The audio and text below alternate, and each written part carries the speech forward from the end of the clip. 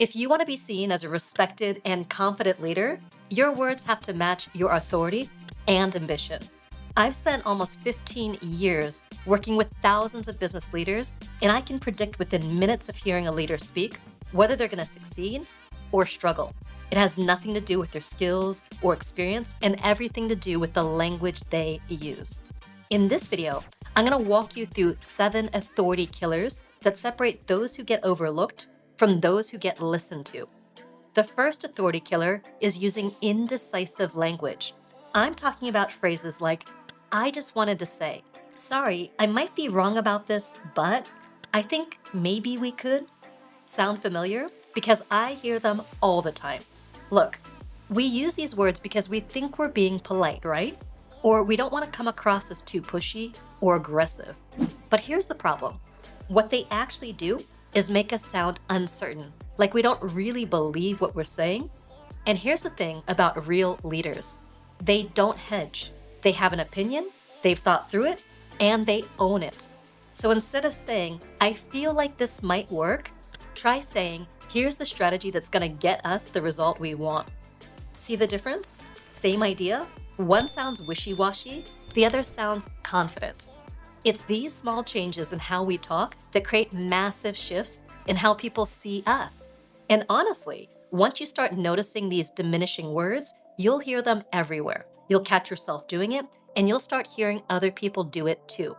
The goal isn't to sound arrogant or aggressive, it's just to sound sure of yourself. Because if you don't sound sure of what you're saying, why should anyone else believe it? While we're talking about things that make us sound less confident, let's talk about authority killer number 2, over-explaining. You know what I'm talking about, right?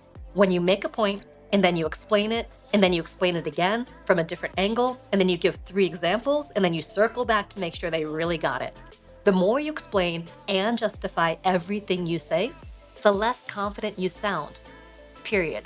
I see this all the time with my clients. They'll be on a discovery call, and they'll make a really solid point about how they can help someone. But then instead of just letting that land, they keep going. They start adding more and more details, more context, more explanations, and you can actually feel the energy in the conversation shift. What started as, oh wow, this person really knows what they're talking about, turns into, maybe they're not as sure about this as I thought.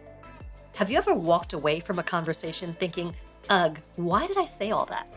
That's your oversharing alarm going off. And look, it's totally human. We all do it. But as leaders, we've got to catch ourselves and pull back. When you've got something worth saying, say it. Say it clearly, say it with confidence, and then stop talking. Let it land.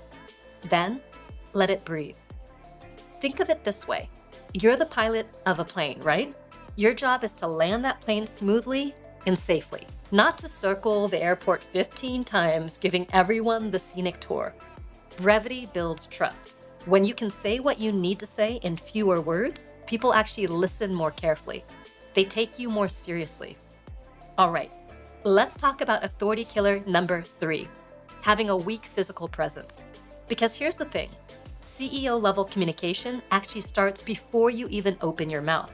It's how you show up. It's your energy when you walk into a room, or in today's world, when you hop on a Zoom call. It's your posture, how you carry yourself, the vibe you bring. Stand up straight, walk slowly into frame, and sit down with confidence. Watch this. Good morning, everyone. I'm excited to dive into this with you today.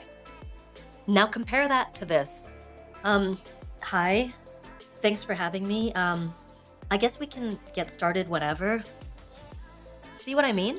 Same words, completely different energy. Real leaders don't wait for permission. They claim their space. They just claim it. Not in an obnoxious way, but with quiet confidence. So this is about walking into a room like you belong in it. Your body language is speaking louder than your words ever will. So sit up straight, make eye contact, and move with intention. When you carry yourself like a leader, people start treating you like one. Now here's something that will instantly change how people perceive you in every conversation. Never enter a room where you don't know why you're there. I see this all the time. People show up to meetings, hop on calls, join conversations, and they're just going through the motions.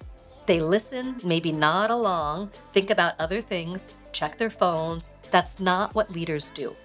Great leaders know their time matters. They have a million things pulling at their attention, emails to answer, presentations to make, problems to solve. So if they're choosing to be in that room, it's for a specific reason.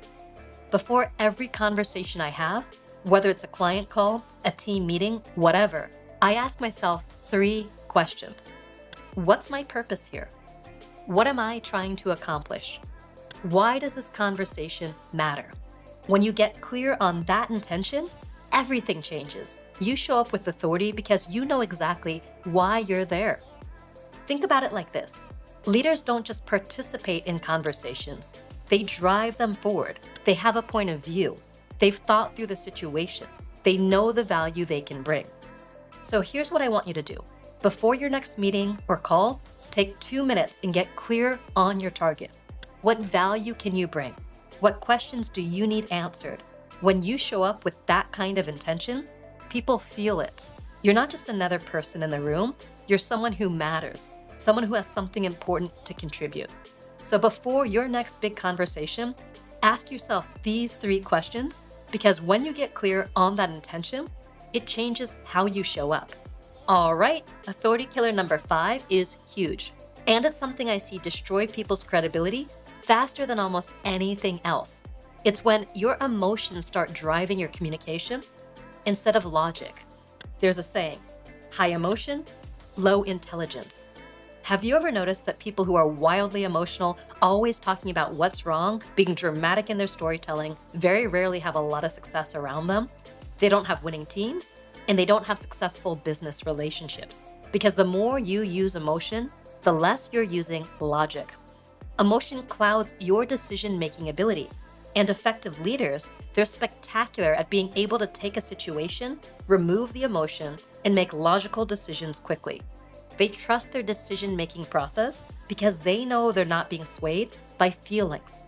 They're making choices based on data and what actually makes sense. This is especially important for leaders because when you let your emotional reactions control you, you damage people's trust. And without this trust, you can't be successful. By definition, you're not a leader if people don't trust you and follow you.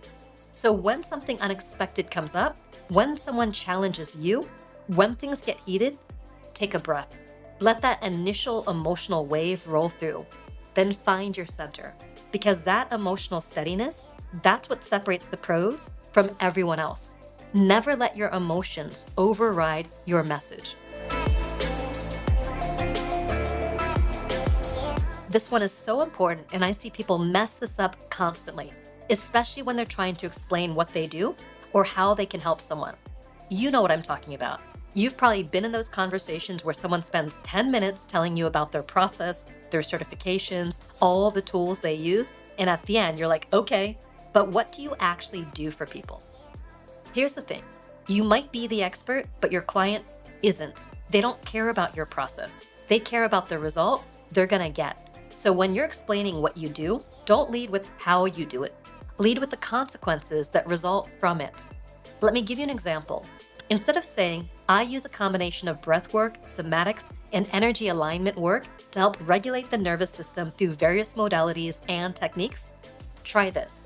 I help overwhelmed entrepreneurs go from feeling scattered and stressed to calm, clear, and focused, even when their schedule is completely packed. See the difference? Same expertise, but one makes me think that sounds complicated, and the other makes me think that's exactly what I need. People don't buy the process. They buy the future you help them see. Trust me, being concise builds so much more credibility than over-explaining ever will. Now here's a bonus tip that ties back to what we talked about earlier. Once you make that clear, outcome-focused statement, stop talking. Don't keep explaining it 5 different ways. Land the plane. Let them absorb what you just said. Trust me, being concise builds so much more credibility than over-explaining ever will. Now let's move on to authority killer number 7, which is something I had to learn the hard way, honestly. And that is not asking enough questions. When I was just starting out as a consultant, I would lead a bit too much with what I knew instead of asking what my clients needed. You know what sets real leaders apart? They ask questions that other people haven't thought of. They dig deeper. They get curious about things that everyone else just accepts at the surface level. Stop trying to be the person who knows everything. Start being the person who asks the best questions. So here's a simple one. Instead of just asking, how's it going? Ask, what's the biggest challenge you're working through right now? Or instead of, what do you think about this? How about asking, what's the one piece of information that would help us make this decision? And here's one of my favorites. Rather than asking, can we fix this? Try, what would it take to make sure this never happens again? When you ask questions like these, something shifts in the conversation. You're not just participating anymore. You're guiding it. You're helping people think in ways they might not have thought before. And here's a little power move I absolutely love. When someone gives you an answer, don't just move on to the next thing. Lean in. Say something like, tell me more about that. Or what makes you say that? These simple follow-up questions do two things. They show that you're really listening, not just waiting for your turn to talk, and they often uncover the real insights that everyone else misses. This isn't just a conversation technique, it's leadership. When you can guide a conversation with thoughtful questions, people start seeing you as someone who can guide them toward solutions. All right, this last authority killer is a bonus, and it might just be my favorite because it's so powerful, but most people never think to do it. And that is not speaking to someone's potential. The most influential leaders don't just talk to who someone is right now, they speak to who that person is becoming. They see the potential and they speak directly to it. And when you do this, when you communicate from this perspective, people don't just hear your words, they feel seen, they feel inspired, they feel like you're handing them the keys to their next level self. So when you're teaching, coaching, or making an offer, try speaking to their future self. Say things like, this is for you if you're ready to stop playing small and really go for it. I work with leaders who want to make a real impact in the world. If you're the kind of person who sees possibility even when things feel impossible, this is going to speak to you. See what's happening here? You're not just describing what you do, you're activating something in them. You're helping them see themselves as the kind of person who would take action, invest in themselves, and go to the next level. This isn't just sales, this is transformation. And that's what real CEO level influence looks like. You know, I wasn't always good at this stuff. When I was younger, especially in my teens, I had so much to say, but nobody wanted to listen to me. And I couldn't figure out why. I'd share my ideas, my opinions, what I thought about everything. But I was just talking at people, not to them. I had no idea how to actually connect with my audience.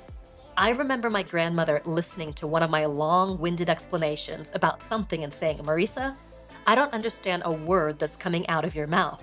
And instead of thinking, maybe I should learn how to communicate better, I thought, I need better words. So I literally decided I was going to memorize the entire dictionary.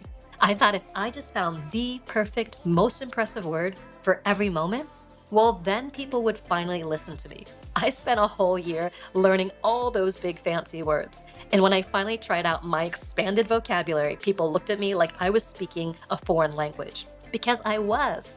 And that's when I realized it's not about what you say, it's about what people hear. And if they can't understand you or relate to you or see themselves in what you're saying, then it doesn't matter how smart you sound.